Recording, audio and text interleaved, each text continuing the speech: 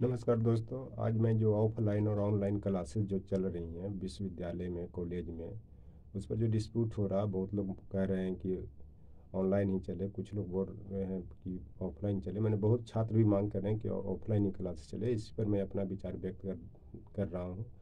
मैं बता देना चाहता हूँ कि जब कोविड का कोई प्रकोप नहीं है या किसी तरह कोई नुकसान नहीं है तो क्लासेज ऑफलाइन होनी चाहिए और ये अच्छा संकेत है। लेकिन अभी बहुत से जो यूनिवर्सिटीज़ हैं, कॉलेजेज हैं, वो ऑनलाइन ही चला रहे हैं।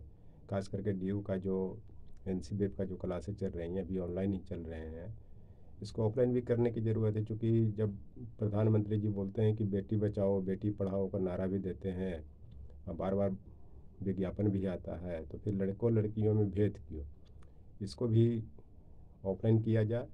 और दूसरी चीज़ की, ऑनलाइन के दरमियान में जो एग्ज़ाम हुए, उसमें बहुत से छात्र जो हैं वो फेल हुए। उसका कारण ये था कि फिजिक्स का कॉपी हिस्ट्री के पास जा रहा है, हिस्ट्री का कॉपी पोल साइंस के पास जा रहा है। इसका कारण लोग कॉपी भी नहीं मिला, इस कारण वो असफल हुए। और लगभग इस तरह के जो रिजल्ट है ड्यू में ही मेरे समझ से 10 से 15 हज़ार होंगे पेंडिंग पड़े हुए हैं।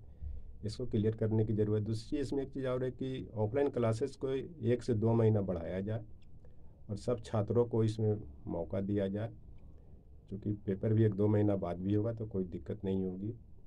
क्योंकि बहुत सा छात्रों के साथ जो खासकर गरीब छात्र हैं उनके पास ना स्मार्टफोन है, ना लैपटॉप है, या किस तरह के जो जो सिस्टम है वो नहीं है। इस कारण ऑफलाइन बढ़ाया जाए। उसके बाद एग्ज़ाम 1 आध महीना बढ़ भी जाएगा, एक महीना बाद भी होगा तो कोई परेशानी नहीं होगी। एक चीज़ और इसमें मैं बता देना चाहूँ कि जो भी छात्र या छात्राओं का रिजल्ट पेंडिंग पड़ा है पिछले 2 साल से, उनको भी ऑफलाइन क्लासेस करवा करके उनको परीक्षा का मौका दिया जाए। क्योंकि बहुत लोग तो एक जनरेशन का तो पढ़ाई छूट चुका है, लेकिन उसको प्रोत्साहित करने के लिए, हौसला बढ़ाने के लिए ऐसा किया जा सकता है।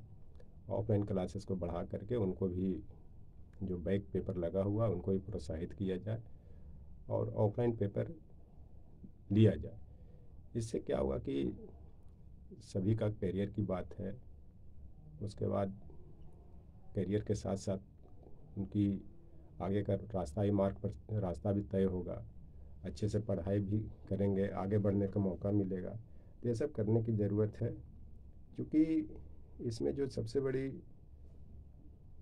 जो ओबी में जो प्रॉब्लम यह हुआ है कि बहुत से छात्र या छात्राओं का जो पेपर देने का मौका मिला, उसमें कभी मान लिया जाए कि इंटरनेट का प्रॉब्लम हो गया, सर्वर फेल हो गया, तो उनका कॉपियाँ जो अप्रोप्रिएट टीचर होना चाहिए उनके पास पहुंचा भी नहीं।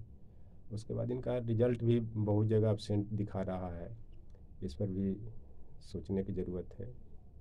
और जब छात्र हैं या छात्रा हैं तभी कॉलेज है, विश्वविद्यालय है, शिक्षक हैं, सब लोग उसी पर बैकबोन माना जाता है छात्र या छात्रा को। ऐसे तो दोनों को इंटरेक्शन से ही क्लासेस चलते हैं, टीचर और छात्र का सहयोग से ही बनते हैं। तो जिस तरह से मान लिया जाए कि छात्र टीचर को सहयोग करते हैं तो टीचर को भी सहयोग करना चाहिए, सरकार को भी सहयोग करना चाहिए, समाज को भी सहयोग करना चाहिए कि ऑनलाइन क्लासेस को बंद करके ऑफलाइन कराया जाए।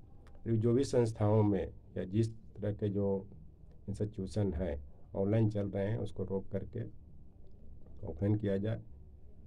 खास करके एनसीबीएफ का जो क्लासेस चल रहे हैं ऑनलाइन, और उसमें इससे क्या हुआ कि पर्सनालिटी डेवलपमेंट भी होता है, इंटरेक्शन भी होता है, उसके बाद नॉलेज भी बढ़ता है और सब्जेक्ट पर कमांड भी होता है, चाहे छात्र हो चाहे शिक्षक हो।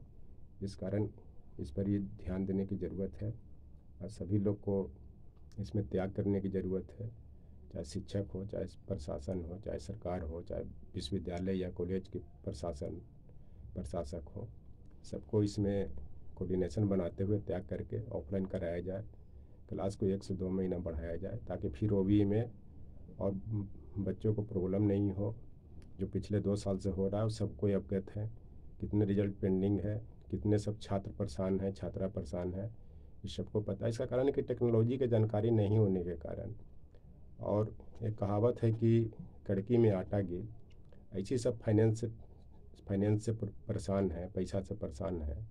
जो मिडिल वर्ग थे वो कम से कम 30 से 40 करोड़ गरीबी रेखा के नीचे चले गए तो स्मार्टफोन कहाँ से रखेंगे। पहले तो कोई आदमी सर्वाइव करने के लिए सोचेगा, उसके बाद इस पर जाएगा। इस कारण क्लासेस को ऑफलाइन किया जाए और आगे इसको एग्ज़ाम का भी डेट 1 से 2 महीना बढ़ाया जा सकता है और ऑफलाइन लिया जा सकता है। सेशन पर कोई असर नहीं पड़ेगा, क्योंकि फर्स्ट कोविड में भी जो एग्ज़ाम जुलाई अगस्त तक हुआ था, इस बार भी किया जा सकता है। इसको आगे बढ़ाने की ज़रूरत है, सबको त्याग करने की ज़रूरत है। और ये जो भारत का ये एक परंपरा रही है कि सब लोग ने अपना स्वार्थ को त्यागा है।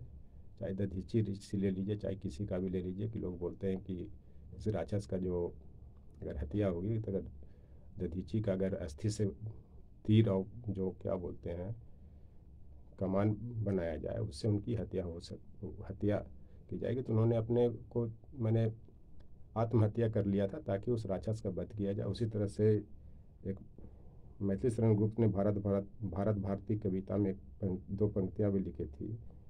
दे अस्थिया परमार्थ हित जानी, जहाँ शिवी हरिचंद्र दधीची से होते रहे दानी। यहाँ मैंने राजा हरिचंद्र से, दधीची से, ये शिवी से बड़ा कोई दानी नहीं हुआ। तो ये सब उदाहरण इस कारण पर प्रस्तुत किया जाए ताकि हमारे इतिहास को याद करते हुए, परंपरा को इतिहास करते हुए आज भी दान करने की ज़रूरत है। न किसी को हड्डी दान करने की ज़रूरत है, न अस्थि दान करने की ज़रूरत है। सिर्फ कोऑर्डिनेशन बना करके ऑफलाइन क्लासेस को 2 से 2 महीना बढ़ा करके एग्ज़ाम को ऑफलाइन कराया जाए।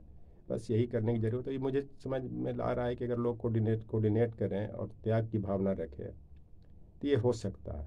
अरे इसमें क्या है, अगर मान लिया जाए कि आप 20 से 25 क्लास एक्स्ट्रा ले लेंगे तो अपने देश के लिए बच्चा देश का भविष्य होता है, उसके लिए आप त्याग कर रहे हैं, देश को बनाने के लिए त्याग कर रहे हैं। तो ऐसी करने की ज़रूरत है। और उसी समय में भारत भारती में मैथिली शरण गुप्त ने एक कविता 2 पंक्तियाँ और लिखा था। देखो जिधर बस उधर ही है उदासी, छा रही काली निराशा की निशा, सब ओर से है आ रही। निकले मतलब स्वतंत्रता आंदोलन के दौरान ब्रिटिश का इतना आतंक छाया हुआ था कि चारों पट्टी लगता दिन भी रात ही नज़र आता था, चारों पट्टी अंधेरा ही था, उदासी ही था। तो उसी तरह से आज जो छात्रीय छात्राओं में या जो अभिभावक में जो उदासी छाया हुआ है, लग रहा है कि मेरे बच्चा का भविष्य क्या होगा। छात्र को भी लग रहा है कि मेरा आगे का रास्ता क्या होगा। इस उदासी को तोड़ने की ज़रूरत है। आज देश गुलाम नहीं है, आज स्वतंत्र है, संप्रभुत्व संपन्न है, समाजवादी है, लोकतांत्रिक है। लोकतंत्र में जनता ही देश का बुनियाद होती है। उस बुनियाद को मजबूत करने में छात्रों का, शिक्षक का, सबका सहयोग होता है। इस कारण ये अमीनिशा या जो उदासी को हटा करके बच्चों को प्रोत्साहित करने की ज़रूरत है और क्लास को ऑफलाइन कराया जाए, 1 से 2 महीना बढ़ाया जाए और उसके बाद परीक्षा ली जाए ताकि बच्चों का भविष्य मेरे। यही मुझे आप लोग से रिक्वेस्ट है, सरकार से, समाज से, एडमिनिस्ट्रेशन से, जो भी यूनिवर्सिटी से जुड़े हुए हैं, जो भी सिविल से जुड़े हुए हैं, सब लोग कोऑर्डिनेट करें और इसको जो बच्चों को भविष्य पर जो अंधेरा छाया हुआ लग रहा है, इस पर प्रकाश लाने की कोशिश करें। यही मुझे कहना है। Thank you.